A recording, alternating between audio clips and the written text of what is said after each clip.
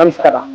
ರಾಮನಗರದ ನಿಮ್ಮ ನೆಚ್ಚಿನ ಆಭರಣ ಮಳಿಗೆಯಾದ MS ಗೋಲ್ಡನ್ ಡೈಮಂಡ್ಸ್ ತನ್ನ 8ನೇ ವರ್ಷದ ವಾರ್ಷಿಕೋತ್ಸವವನ್ನು ಆಚರಿಸ್ಕೊತಾ ಇದೆ.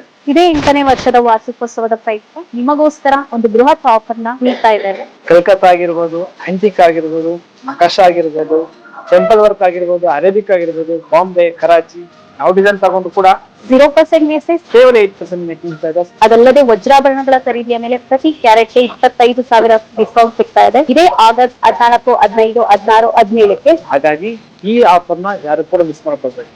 ಈ ಒಂದು ಸುವರ್ಣಾವಕಾಶ ನಮ್ಮ ರಾಮನಗರ ಬ್ರಾಂಚ್ ಅಲ್ಲಿ Gold and Diamond, the real source of purity.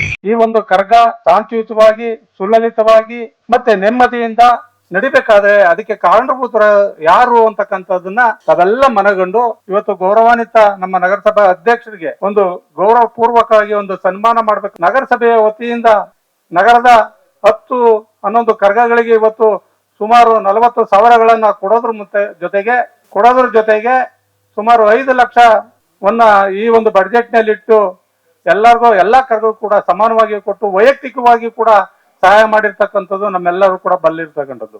ವಿಶೇಷವಾಗಿ ಕರಗ ಮಹೋತ್ಸವವನ್ನ ಮಾಡ್ತಕ್ಕಂಥ ಮತ್ತೆ ಅದಕ್ಕೆ ನಾಂದಿಯನ್ನ ಹಾಕಿದಂಥವ್ರು ಇವತ್ತು ನಮ್ಮ ಕೆ ಶೇಷಾದ್ರಿ ಸಚಿವರವರು. ಅವರು ಇವತ್ತು ಮಾಡಿರ್ತಕ್ಕಂಥ ನಡ್ಸ್ಕೊಂಡ್ಬಂದಂತ ಕರಗ ಇವತ್ತು ವಿವಿಧ ರೀತಿಯ ವಿವಿಧ ಸ್ವರೂಪಗಳನ್ನ ಪಡ್ಕೊಂಡು ಇವತ್ತು ರಾಜ್ಯ ಮಟ್ಟದಲ್ಲಿ ಖ್ಯಾತಿಯನ್ನೇ ಹೊಂದಿರ್ತದೆ. ಚಾಮುಂಡೇಶ್ವರಿ ಕರಗ ಅಂದ್ರೆ ದೊಡ್ಡವರಿಂದ ಮುದುಕರಿಂದ ಹಿಡಿದು ಹುಡುಗರ ಗಂಟ ಶಶಿಯಣ್ಣ ಅಂತಾರೆ. ಈ ಕರಗ ಅಂದ್ರೆ ಭಯ ಆಗೋದು, ಭಯದ ವಾತಾವರಣ. ಹಿಂದೂ ಮುಸ್ಲಿಂ ಗಲಾಟೆ, ಎಲ್ಲಾರ ಹೋಗ್ಲಿ ಏನು ಕರ್ಫ್ಯೂ, ಈ ರಾಮನಗರದಲ್ಲಿ ಕರ್ಫ್ಯೂ, ಹಳ್ಳಿಬರ್ ಸರ್ಕಲ್ ಇಲ್ಲೆಲ್ಲ 144 ಸೆಕ್ಷನ್ ಹಾಕೊಂಡು ರಿಸರ್ವ್ ನಿಂತಿರೋದು, ಎಲ್ಲಾ ಕಡೆ ಗಲಾಟೆ. ಆ ಭಯದ ವಾತಾವರಣನ ಹೋಗ್ಲಾಡಿಸಿದಂತ ವ್ಯಕ್ತಿ ಇವರು. ಈ ರಾಮನಗರದಲ್ಲಿ ನಾವು ಹಿಂದೂ ಮುಸ್ಲಿಮ್ಸ್ ಎಲ್ಲ ಒಗ್ಗಟ್ಟಾಗಿರ್ಬೇಕು, ನಾವು ಒಂದಾಗಿರ್ಬೇಕು, ಈ ರೀತಿ ನಾವು ಕಿತ್ತಾಡಬಾರದು ಅಂತೇಳಿ ಎಲ್ರನ್ನೂ ಕಳಿಸಿ ಒಂದೇ ವೇದಿಕೆಯಲ್ಲಿ ಹಳ್ಳಿಬರ್ ಸರ್ಕಲ್ ಅಲ್ಲಿ ಫಸ್ಟ್ ಶುರು ಮಾಡೋರು.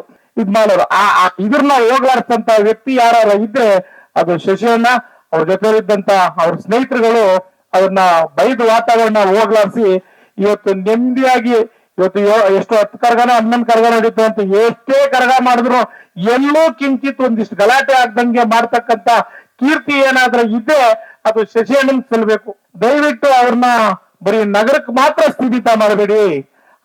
ಈ ಜಿಲ್ಲೆಗೆ ನಾಯಕರಾಗ್ಬೇಕು, ಅವರು MLA ಆಗ್ಬೇಕು, ಮುಂದೆ ಶಾಸಕರಾಗ್ಬೇಕು, ಅವರು ಸ್ಥಳೀಯರು ಅಂತ ಹುಡುಗಿ ಹೇಳ್ತದೆ.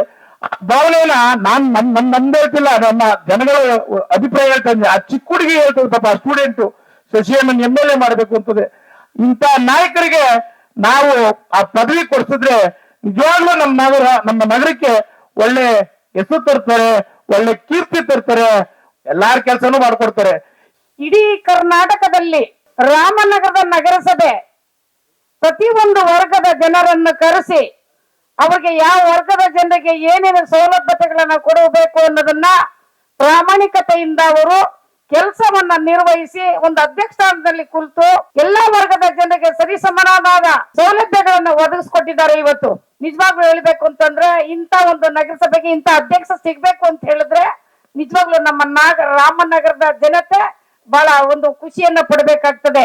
ರಾಮನಗರ ನಗರಸಭೆ ಮಾದರಿಯ ನಗರಸಭೆ. ಯಾರ ಅವಧಿನಲ್ಲಿ, ಶೇಷಾದ್ರಿ ಅವರ ಅವಧಿನಲ್ಲಿ ಒಂದು ಮಾದರಿಯ ನಗರಸಭೆ ಅಂತ ಹೇಳಿದ್ರೆ ಇದು ತಪ್ಪಾಗ್ಲಾರ್ದು.